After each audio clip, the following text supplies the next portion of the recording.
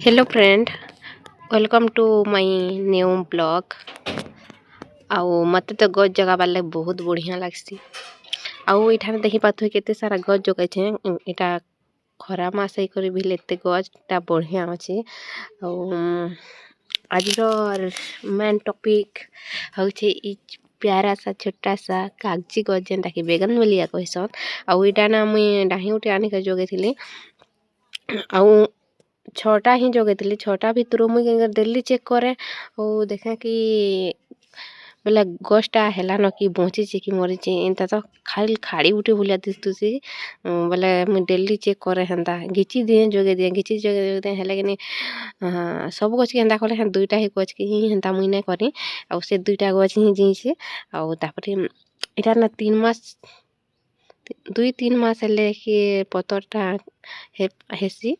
तो इ गछ के मात्र 2 मास होचे। मासे ते पूरा मटे अटकी कर जुगबार के पड़ला कि आउचे कि नाइ बोल करी। आउ 2 मास रो गछ के देखो केते सुंदर हेचे पूरा।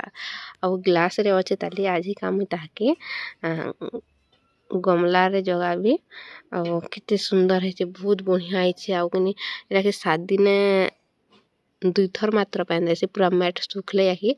तो इटा काली की पर दिने दिया हेचे। आउ डेली थी पानी देले नी होय जेहेतु इरा खरा मासर गछ बोले इते कम पानी दरकार पड़सी। एंता बेसी पानी देबार के नै पड़े। आउ बहुत सुंदर हेचे।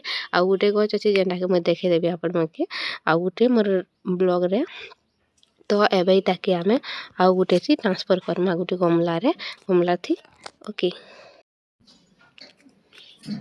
इटा जे इथि गुटे गछटे जगाइतिला इथिर गछटा मरे जाइतिला। तो इटा के काढ़ी करी आउ इ गछटा जो कागजी गछटा जगाबी। आर मैट इनता उदार रहला भल इनता उदार रहला मैट बहुत गरम अछि खरा लागी। आउ इनता मैट रहला भल आउ पूरा उदा सरसर कला भल नै हुए। इनता थी भल एसी ला इटा होचे हमर गमला।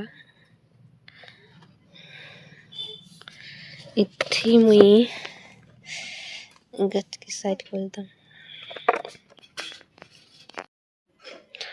इटा हमर गमला आउ इथि आमे छोट छोट बाड़ी दामा। आउ इथि ना पत्थरटे दामा जेनटा कि इन जेन पैन पले जासी इठाने पैन पलाबा हेले सबु पैन ने पले हेंता। आउ तापरे ता नड़िया काती कि पतर देले भी लेसी जेनटा कि सबुले मैट के ओल करके रखिथि पारे कि नै सुखे। एंता आमे इटा को देई दमा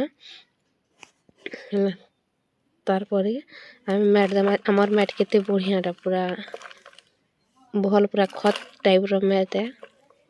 आउ इथि इनता माटी जगाले भल हेसी। एबे आमे इ ग्लास टा के काढ़ी करी आमे इथि जगामा टब रे एंदा करी हेला ग्लास टा काढ़बा के पड़बा। देखा मु केनता बहुत बढ़िया सुंदर से ग्लास रो काढ़ी देइछे। आउ तार चेर मने जस्ट टिके टिके हेइथिला बेसी तो नै होई। आउ इटा के आमे इठाने रखमा रो ना पत्थरटे अछि।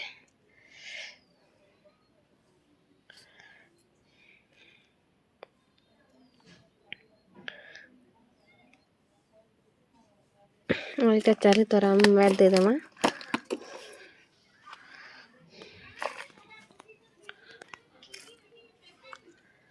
इ गछ के 7 दिने सप्ताह को 2 थर पानी देबार के पड़सी ହେଲା। बेसी पानी देले इ गछटा खराब हेसी। आर इटा के खरा रे रखबार कथा इटा के धूप हिन दरकार पड़सी बेसी। हमर गछटा पूरा फाइनली रेडी होला।